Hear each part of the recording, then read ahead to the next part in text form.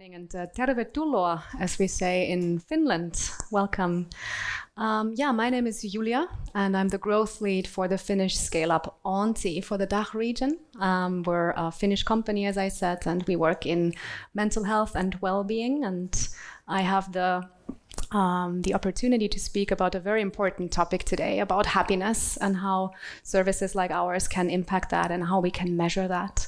So first of all, big thank you to Gijs from Open Up, who already talked about mental health and well-being earlier and about ROI of solutions like ours, maybe reasons why you should choose a service like ours. So I don't have to tap into that anymore. That's great. And I can focus on some other topics today. So first of all, question to the room. Has any one of you ever been to Finland? Okay, great. So some people have been there. So before I tap into the topic of measurability, I want to tell you a little bit about myself. The great thing is that I can do that today because you can't run away, basically. But then also it has a connection to the topic, so bear with me for that. So I moved to Finland around 1.5 years ago. And before I went, I had actually never been there. So I had no idea what the country would be like. And I don't know about the people who have been in Finland, maybe if you haven't, if you have heard some of the cliches about the country before. So I had a ton of them. And maybe they match up with yours as well. So the first thing that I really dreaded before going to Finland was the darkness. So Finland is a country high up in the north. It's not in Scandinavia. Be careful if you talk to Finnish people. It's a Nordic country. It is not in Scandinavia. They're very particular about that. But yeah, it's dark in the winter. That's a known fact. And for some reason, many people in Central Europe seem to think that it's always dark, even in the summer. That's interesting. But yeah, we have heard the stories. We have heard that maybe Finnish people are more depressed than others because it's dark all the time. They may abuse certain substances because of that. So all of these are cliches that you might have heard about Finland. I have another one. People think that Finns do not talk about themselves or basically about anything. So they seem to value distance. They avoid meeting other people. There's talk about the most dreaded thing ever is to meet your neighbor in the hallway because you have no idea what to say to them. And this is actually an advertisement from Nissan. So it's distance control approved by Finns. And there was actually a joke when COVID came to Finland 2.5 years ago. Then also the distancing rules were applied to Finland and people were asked to keep distance of 1.5 meters. And what Finns said was, "What, so close? I don't know if I can do that." So maybe there's something to that one. And I have one more. Maybe you remember that. Another cliche about Finland. Actually, Finland has the highest density of metal bands in the world per population. So this is the Finnish band Lordi winning the European Song Contest not too long ago. So all of these cliches were in my head when I moved to Finland. Some of them are true, some are not. But this paints a picture of a country of total darkness, where people will never talk to each other. They keep distance, they stay at bus stops listening to heavy metal music, and they're basically very sad. So, with that in mind, how does that fit together? You probably heard, Finland is the happiest country in the world. And it has been voted the happiest country in the world for 5 years in a row. And this was in March 2022. And even with the experiences of COVID and everything else, Finland stayed on top. Most of the other Nordic countries are on the top as well, but somehow Finland exceeds every single year. So the first thing that I asked when I heard that was, yeah, but what does that mean? Does that mean that everyone is super happy, dancing in the streets of Helsinki, jumping around, like throwing flowers? It doesn't sound right? Probably not. So maybe they do. But this is a picture when Finland won the gold medal in ice hockey. So if anyone is an ice hockey fan, They're very competitive. So that's the only time that you will actually see people in Helsinki dance in the streets. So apart from that, it has to be something else. So I looked at the data more specifically. And here's the World Happiness Report from 2022. You see Finland there at number 1 in the top. And if you're from Germany, it might be interesting for you to see Germany here at number 14.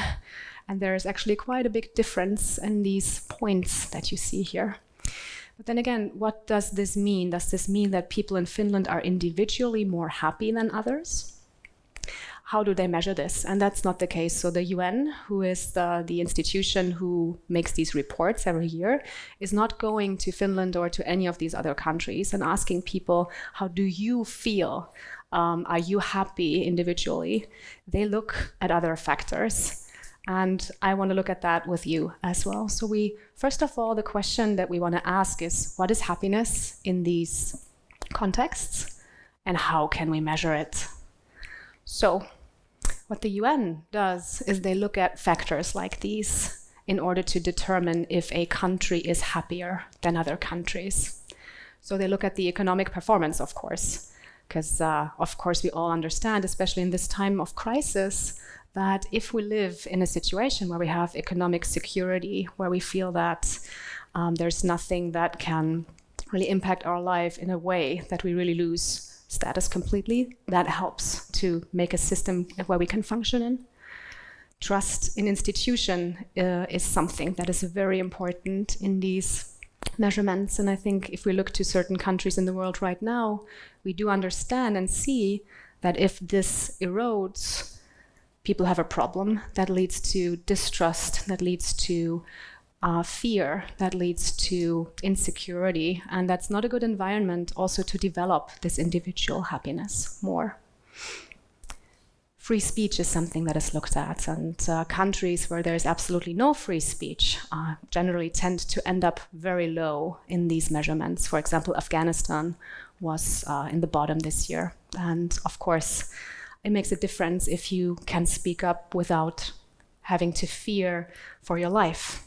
But also for your status in other countries. Another factor is equal opportunities. So we're looking at different groups, social groups. So is there equality between genders? Something that even in our Western societies we do not see just yet in terms of, for example, salaries. But then also in terms of ethnicities or other differences that people have. And one last point is the social security systems. And I think we all know that in the Nordic countries, these tend to be very strong. So that means we have high taxes. In Finland, I think we have the highest VAT on consumer goods with 24%. It's a lot. But then, hey, I get great healthcare, so I don't mind that much. So that's also a factor that the UN looks at. So what does that mean? It means if we measure happiness in this context, we don't actually look at individual happiness. We look at the system that allows individuals to thrive, basically. And that is something where I felt that can be applied to the workplace, because the workplace, like a country, is a system that is made up by many people and by structures. And by looking at that, we can apply that to workplaces. And these are a couple of questions that I made up from looking at these measurements from the UN. And these are questions that you could maybe, first of all, ask yourselves, have I good answers? What would my employees say when I look at these questions? And if you have no idea what they would say, maybe it's a good idea to ask these questions. So the first question is my job safe? And I think we are all employees ourselves, even if we are leaders. And job insecurity is a strong motivator. So many people will ask themselves quite often, is my job safe? Do I know that I have a job next year, in 2 years, in 20 years even? My parents have worked for the same employer for their whole lives. I mean, how strange is that, looking from the work reality that we live in today? It's very different. Another question that we should ask more often is my role clearly defined? So do I understand what I'm doing? Do I understand what my topics are, what my tasks are? And do they actually fit with what I want to do, what I feel like, what I'm good at? Because of course, we don't always have to be working in a job that fulfills us 100%, but if it fits the things that we love to do, it makes it so much easier, right? Another question is, can I trust my leader and my company? So this is about transparency, right? So if something is communicated to me by my direct lead or by the company, by the top management, is that something that I can trust in? Is that something that I feel is good information, and that changes a lot? Or can I openly express the things? So we're at free speech in the company. Can I openly express the things that move me, but also that concern me? And also, if there's something wrong, can I talk about that, or will there be repercussions? Because if there are, I will not speak up, and that will breed problems, of course. Do I have the opportunity to develop and grow? That's a good question, right? So we all want to grow. Maybe we cannot all be leaders. We cannot all be in the senior positions, but that doesn't have to be the case necessarily. But we have to feel that if we want to develop in a certain direction, if we want to learn, that there is an environment where we can do that. And then there's two more. They're a little bit separate, and we'll come to that in a second. So is my life-work balance working for me? By the way, this is something that I recently learned. We are not talking about work-life balance anymore. We're talking about life-work balance, because life should always be in the center, not work. And then if something happens, are systems in place to support me? And here we come to all the well-being solutions that we can apply to the workplace. So is there something in place when I struggle, when I have a challenge, when I have conflicts? And luckily for me, these two things are my daily work life. So I have the great opportunity to work with these questions, as many in this room do. And I think that's really amazing. So in order to talk more about these numbers, I will have to tell you a little bit more about Auntie. I think we have heard about mental health solutions already today, so I can keep that one short. So Auntie offers early support for employees in challenging situations. So like most others, we want to try to get access to people early, to allow them to speak up early before challenging situations escalate into real crises. So it's very preventative, it's very early, and it's very, very low threshold. Of course, in order to be low threshold, a service like this has to be easily accessible and anonymous. And what sets Auntie apart from most of the other services is that our service is very structured. So that means we have structured service packages that always consist of 5 sessions with a mental health professional, with a psychologist or a psychotherapist. So you don't get the opportunity to speak to someone once or maybe twice on your own terms, which is great, but you have a process. You have a well-being mental health journey with your mental health professional. So the concept behind our service is the acceptance and commitment therapy, or ACT. And it's very much focused on resilience and on the self, to enable the self to make changes in their own lives. So our professionals will never talk to you and tell you what you need to do in order to make your life better. We'll develop that together. And of course, this has to be very individualized, but there needs to be structure as well.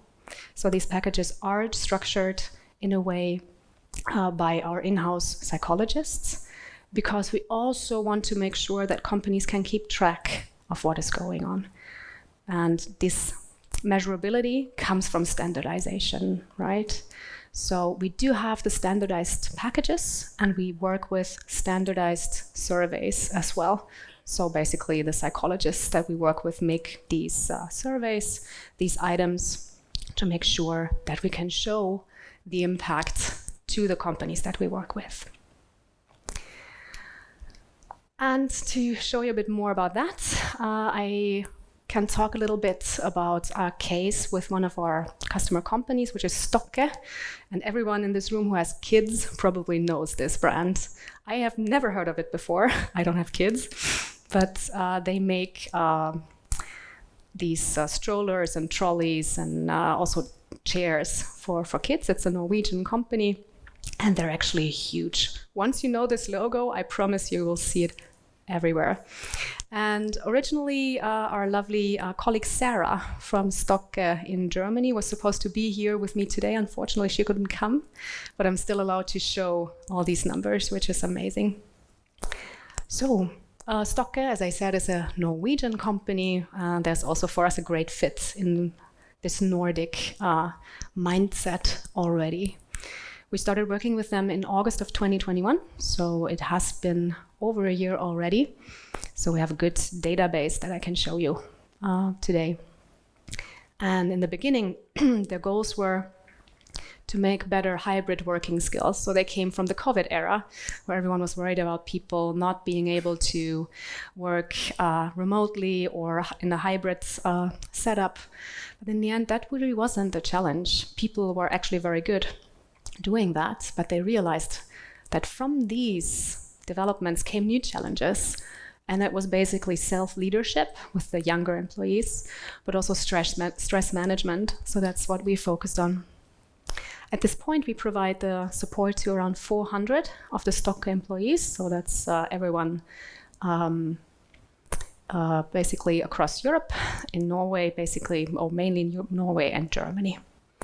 And so far, 56 Auntie packages, so these structured 5-session packages, have been used globally in Stocke. And Auntie is, of course, for everyone. But looking at these numbers, I wanted to figure out who are these people who are using the service. Because we talk so much about Gen Z and all of their needs, but who are these people in this company? And what we saw is that 25% of them were male and 75% were female. This comes from the fact that there is an overlap of female employees in the company, but still the amount of females is higher. Just to make sure we have a gender-neutral option, but in this case, everyone who took the survey identified as either female or male. We still see, and I guess most of us working in the field of mental health see that males are still underrepresented, which is a problem. And I think a challenge for all of us to open that up, because I'm very sure that people who identify as male have struggles as well.